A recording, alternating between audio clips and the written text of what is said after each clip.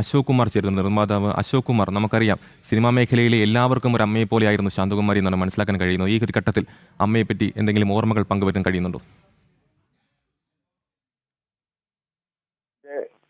ലാലിന്റെ അമ്മ എന്ന് പറഞ്ഞാൽ എന്റെ അമ്മയാണ്. ഞങ്ങളുടെ ബന്ധം മോഹൻലാൽ എന്നുള്ള നടനും ആയിട്ടുള്ള ബന്ധമല്ല, 60 കൊല്ലത്തെ ബന്ധമാണ് ലാലിന്റെ അമ്മയും ഞാനുമായിട്ടുള്ള ബന്ധം, എന്റെ കുടുംബമായിട്ടുള്ള ബന്ധം. എനിക്കിപ്പോ സത്യം കേട്ടപ്പം അറിയാമായിരുന്നു സീരിയസ് ആയിട്ടുള്ള കാര്യം. അവനിപ്പോ പറഞ്ഞപ്പം സത്യം പറഞ്ഞാൽ ഒരു വിഷമം വന്നു. കാര്യം അത്രമാത്രം ഞാൻ ഏറ്റവും കൂടുതൽ ആഹാരം കഴിച്ചിട്ടുള്ള വീടാണ് ആ വീട്. എന്റെ അമ്മയും ലാലിന്റെ അമ്മയും തമ്മിലുള്ള ബന്ധം വെച്ചാൽ ചേച്ചി അനിയത്തിയുള്ള ബന്ധം. എന്റെ അച്ഛനും ലാലിന്റെ അച്ഛനും ഒരുമിച്ച് കളിച്ച്, ഒരുമിച്ച് വളർന്ന്, ഒരുമിച്ച് നടന്ന മനുഷ്യൻ. അപ്പം ഈ മരണം സംഭവം സീരിയസ് ആയിരുന്നു, കുറെ നാളായിട്ട് സീരിയസ് ആയിട്ട് കിടക്കുകയാണ്. പക്ഷെ ലാലിന്റെ സംസാരം കേട്ടപ്പം ലോകത്ത് ഒരു മകനും ഒരു അമ്മ ഇത്രയും ആളായിട്ട് നോക്കുന്നത് അതുപോലെ നോക്കിക്കൊണ്ടിരുന്നായിരുന്നു.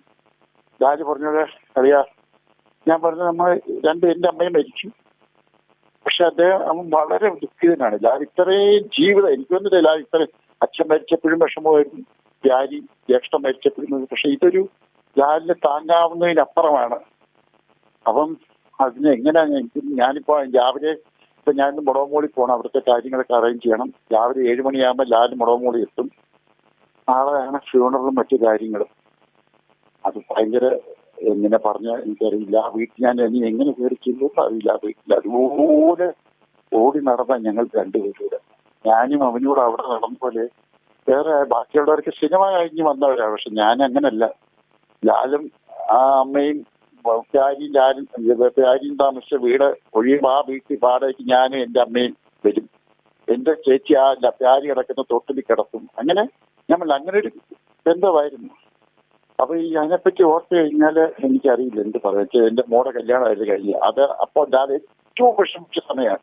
എന്നിട്ട് അവൻ ആ ഗുരുവായൂർ എന്റെ മോടെ കല്യാണത്തിനെത്തി. എല്ലാം കഴിഞ്ഞിട്ടാണ് അവൻ പോയത്. അപ്പം ഇനി എന്താ പറയാ, ഒരു അമ്മയുടെ നഷ്ടം. അത് അവനെ പറ്റി ഓർക്കുന്ന എനിക്ക് ഏറ്റവും പക്ഷെ അത് അമ്മയുള്ള ഇല്ലാതെ എങ്ങനെ മുമ്പോട്ട് പോകുന്ന എനിക്കറിയില്ല. എനിക്കത് തന്നെയാണ് ദുഃഖം, ഭയങ്കര നഷ്ടമായി.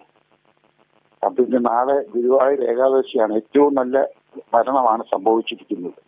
ഗുരുവായൂരപ്പന്റെ ഭക്തനാണല്ലോ അവന്. അതും ഭാഗ്യമാണ്.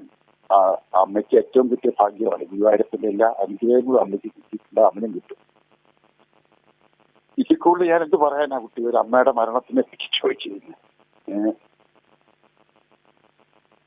ഹലോ. യെസ്, വളരെയധികം നന്ദി അശോക് കുമാർ ഈ ഒരു ഘട്ടത്തിൽ പ്രതികരിച്ചതിന്.